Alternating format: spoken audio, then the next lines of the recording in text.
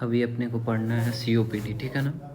तो COPD में दो चीज़ें आती हैं, क्रोनिक ब्रोंकाइटिस और एम्फाइसीमा, ठीक है ना। दूसरा हो गया एम्फाइसीमा और क्रोनिक ब्रोंकाइटिस। तो सबसे पहले एम्फाइसीमा पढ़ते हैं, ठीक है। तो एम्फाइसीमा का क्या है कि एल्वियोलर बैरियर होता है वो डैमेज हो जाता है, ठीक है ना।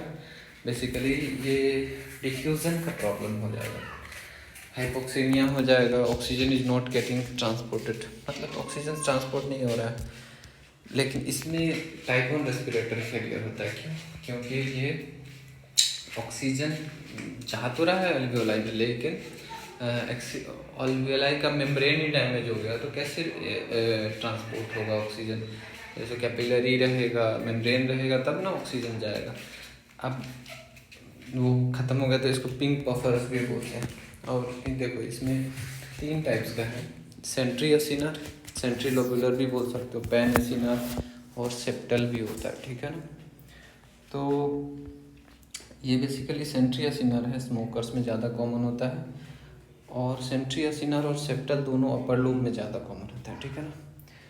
और तुम्हारा जो सेंट्री एसिनर्स है स्मोकर्स में दोनों कॉमन होता है, सेंट्री एसिनर और सेप्टल।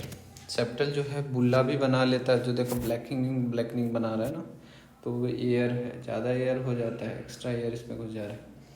अब देखो पैन एसिनर में अल्फा 1 एंटीट्रिप्सिन डेफिशिएंसी होता है, लोअर लोब में ज़्यादा कॉमन होता है, सिरोसिस भी होता है। अब अल्फा 1 एंटीट्रिप्सिन लीवर बनाता है, तो ये इसका अलग ही एक पैथोलॉजी है, पूरा लीवर के साथ सिरोसिस कैसे बनाता है करता है। और देखो प्राइमरी स्पॉन्टेनियस न्यूमोथेरैक्स का रिस्क किस में होता है, जो बुल्ला रप्चर करेगा ना, तो प्राइमरी स्पॉन्टेनियस न्यूमोथेरैक्स भी हो सकता है, ठीक है ना, किसमें, तो वो है सेप्टल एम्फाइसीमा में, ठीक। अब देखो क्रोनिक ब्रोंकाइटिस के बारे में थोड़ा मैनेजमेंट दोनों का एक साथ करते हैं COPD का, ठीक है ना। तो क्रोनिक ब्रोंकाइटिस का सबसे पहले डेफिनेशन क्या होता है कि cough with sputum for more than और equal to 3 months for 2 consecutive years, ठीक है ना, 2 साल के लिए 3 महीना से ज़्यादा, और कफ स्पुटम के साथ होना चाहिए। टाइप 2 रेस्पिरेटरी फेलियर होता है क्योंकि यहाँ एयरवे का डिजीज़ है, ठीक है। क्या है इसमें, एयरवे डिजीज़ है, ठीक है। क्रोनिक ब्रोंकाइटिस में ब्रोंकाइटिस का इन्फ्लेमेशन हो रहा है। अब हाइपरकेपनिया, यहाँ पे क्या होगा कि ऑक्सीजन यानी कि में प्रॉब्लम नहीं, यहाँ पे मेन प्रॉब्लम है कार्बन डाइऑक्साइड जो है ज़्यादा जमा हो जा रहा है ब्लड में, एक्सचेंज निकल नहीं पा रहा है। और यहाँ पे क्या हो रहा था, टाइप 1 रेस्पिरेटरी फेलियर की इसलिए बोल रहा था क्योंकि यहाँ पे ऑक्सीजन कम हो रहा था। कार्बन डाइऑक्साइड को निकलने के लिए कोई दिक्कत नहीं है, लेकिन यहाँ पे कार्बन डाइऑक्साइड नहीं निकल पा रहा है, हाइपरकेपनिया हो जा रहा है, इसको ब्लू ब्लोटर्स भी बोलते हैं। और हाइपोक्सिया होता है कैसे कैसे करके, हाइपरकेपनिया हुआ, हाइपोक्सिया हुआ, दोनों हुआ। हाइपोक्सिया भी होगा तो पल्मोनरी वैसोकंस्ट्रिक्शन होगा, उसके बाद क्या होगा, पल्मोनरी आर्टरी हाइपरटेंशन होगा, उसके बाद क्या होगा, कोर राइट हार्ट फेलियर होगा, उसी को कोर पल्मोनरी बोलते हैं। तो देखो एक म्यूकस है, सब म्यूकस ग्लैंड है, और जो टोटल थिकनेस ऑफ सब म्यूकोसा है, तो उसको ग्लैंड का जो थिकनेस है ना, और जो सब म्यूकोसा का थिकनेस है, तो वो डिवाइड करते हैं, तो रीड इंडेक्स आता है A/B, ठीक है ना। तो यही रीड इंडेक्स अगर ज़्यादा ग्लैंड हाइपरट्रोफी हो जाएगा ये क्रोनिक ब्रोंकाइटिस के केस में, तो इसको बोलेंगे 0.4 से मोर देन 0.4 है, ठीक है। तो अब अपने को ट्रीटमेंट करना है, ठीक है ना। ट्रीटमेंट कैसे करोगे इन दोनों का ट्रीटमेंट, COPD का ट्रीटमेंट के लिए अपना गोल्ड गाइडलाइन आता है। अब देखो COPD के केस में FEV1/FVC जो है हमेशा लेस देन 0.7 होता है, ठीक है ना। अब गोल्ड 1 जो है माइल्ड में क्या बोलोगे कि FEV1 मोर देन 80% है, प्रेडिक्टेड है। गोल्ड 2 मॉडरेट है, तो मॉडरेट में FEV1 50 to 80% है, ठीक है। गोल्ड 3 सीवियर होता है, तो सीवियर में 30 to 50% है, प्रेडिक्टेड है। अब गोल्ड 4 में क्या है, वेरी सीवियर है, तो वेरी सीवियर में लेस देन 30% है FEV1। तो ये रहा ट्रीटमेंट कैसे करोगे, तो ट्रीटमेंट में तुमको सिम्टम्स के साथ होगा, तो सीवियरिटी अगर डिस्पनिया का सीवियरिटी अगर कम है, ठीक है ना, 0 to 1 स्कोर MMRC जो होता है, और क्वेश्चनियर है CAAT कार्ड क्वेश्चनियर अगर लेस देन 10 है, तो सिर्फ एक ब्रोंकोडाइलेटर से तुम्हारा ट्रीटमेंट हो जाएगा, ठीक है ना। लेकिन अगर जो है तुम्हारे पास MMRC जो है मोर देन 2 है, और CAT तुम्हारा मोर देन 10 है, तो तुमको दो, कम से कम दो चाहिए होगा, ठीक है ना। कम से कम लाबा और LAMA, long acting muscarinic antagonist होगा, और लॉन्ग एक्टिंग बीटा एगोनिस्ट भी चाहिए होगा, ठीक है। तो और दूसरा एक कंडीशन है मोर देन वन और मोर कंडीशन, मोर देन वन है, मॉडरेट और severe एक्सेसरबेशन in A previous year है, तो क्या देंगे, लाबा प्लस लामा, और इयोसिनोफिल मोर देन 300 है, ठीक है ना, ग्रुप ई है।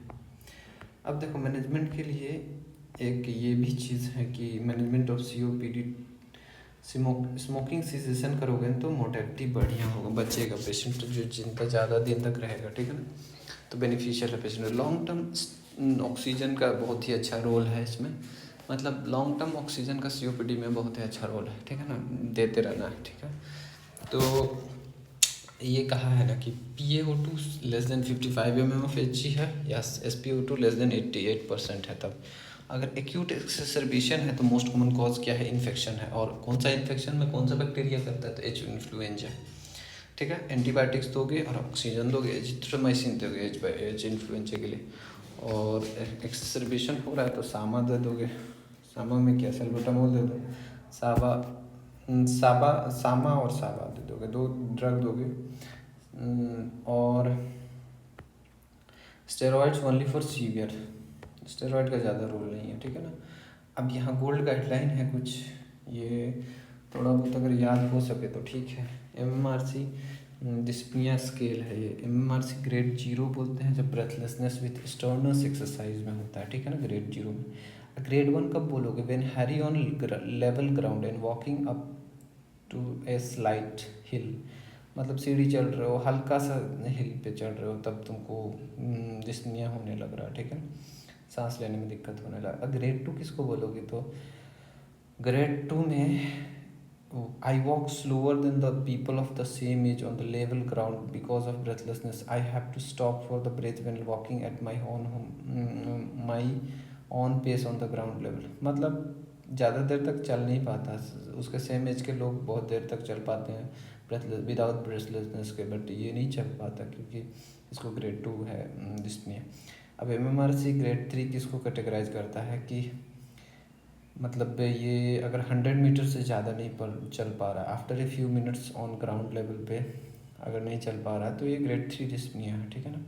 और ग्रेड 4 वाला क्या है कि breathless to leave the house, निकल नहीं पाएगा वो घर से, ड्रेसिंग में भी ब्रेथलेसनेस होने लगेगा, अनड्रेसिंग में भी ब्रेथलेसनेस होने लगेगा। अगर स्मोकिंग को छुड़ाने से तो फ़ायदा हो रहा था पेशेंट को, COPD वाला पेशेंट को, मोर्टेलिटी बढ़ रहा है और ऑक्सीजन एनेस्थीसिया में भी बढ़ता है। तो आज पूछो कि क्या तुम छोड़ना चाहते हो स्मोकिंग, एडवाइस दो कि छोड़ो दो भाई, ये लिवर का कैंसर नहीं होगा, ये नहीं होगा वो। फिर अगर छोड़ना शुरू कर दे तो एसेस करो कि क्या क्या कर रहा है वो, फिर असिस्ट करो, कुछ हेल्प कर दो कि हाँ भाई ये निकोटीन गम्स ले लो, ये जो भी डॉक्टर के पास जाना है, फिर अरेंज करो फॉलो अप विजिट्स के लिए। एक अभी GT4 में मैम ने पूछा था क्वेश्चन कि बोर्ड इंडेक्स किस लिए प्रोग्नोसिस इन COPD में, BMI बोर्ड इंडेक्स का क्या क्या तुम्हारा क्या क्या ये है पैरामीटर्स क्या है, तो BMI है, ऑब्स्ट्रक्शन है, FEV1 less than 50% of predicted है, dyspnoea MMRC more than equal to 2 है, और exercise capacity 6 minute, walk distance less than 350 metre. तो इतना अपने को जानना है COPD के बारे में टोटल।